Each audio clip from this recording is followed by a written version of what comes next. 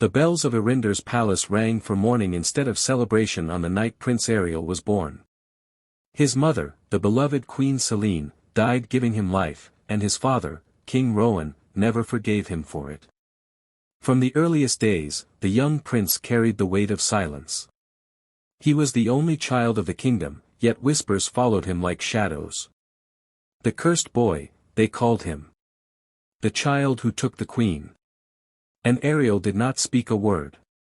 For years, the palace halls echoed with laughter of servants, voices of courtiers, clang of steel from the training grounds, but never the voice of the prince. He was not mute, but he chose silence, carrying guilt that was never his to bear. His eyes, the color of stormlit seas, spoke in place of words. They revealed a boy who longed for love yet feared he did not deserve it. King Rowan trained him harshly, demanding strength, perfection, obedience. But the more his father pushed, the further Ariel retreated into silence. By 16, he had become known as the silent heir, a boy of sorrowful beauty and an unbroken spirit hidden under layers of pain. And then the kingdom needed him. Main conflict, the weight of the crown. The northern tribes had declared rebellion. Rumors spread that they had allied with a force no human king could defeat, a dragon, older than memory, who had slept beneath the glaciers and awoken in fire and hunger. King Rowan, proud and unyielding, gathered his armies to march north. But the court whispered of omens, that the king would not return. Ariel listened, his heart pounding, as a seer's words echoed in his mind. A crown will pass in blood, and the one who wears it must find his voice, or the kingdom will drown in silence. When the king left, Ariel was thrust into a role he had never sought. A boy who had never spoken now had to command. His first night as regent, he locked himself in his chamber and stared into the mirror. His lips trembled. His throat burned.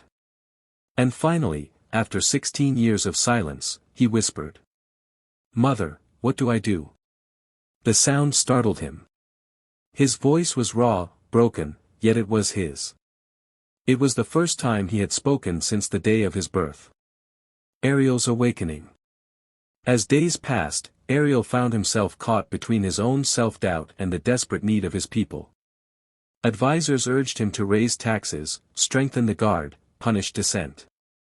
But when he finally began speaking in council, his words were different. No more chains. No more hunger. The people are not enemies to be crushed. The nobles scoffed. The boy is weak. Yet the people outside the palace walls began to whisper a new name, Prince Ariel, the compassionate. For the first time, the boy who carried silence found that his words could heal, inspire, and stir hope. But hope always draws envy. Among the council was Lord Callan, Rowan's most trusted general.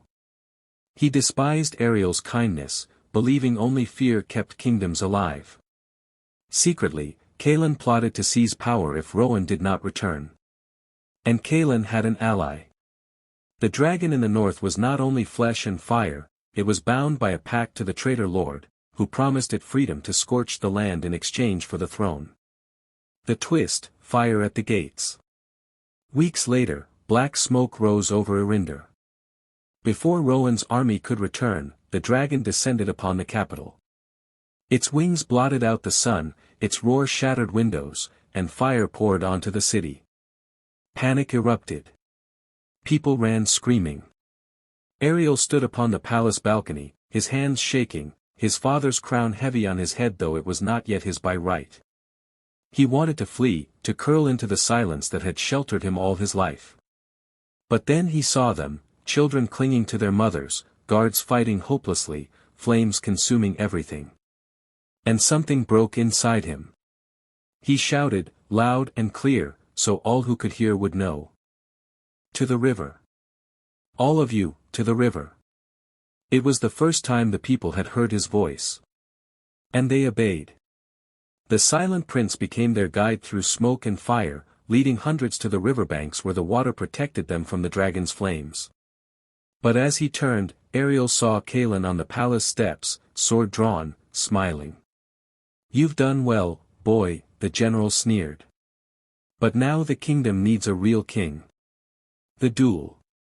The dragon circled above, but Ariel's battle was here, against the man who had betrayed his father, his kingdom, and his people. Kaelin was a seasoned warrior. Ariel had trained under his harsh hand for years but had never fought in true rage until now.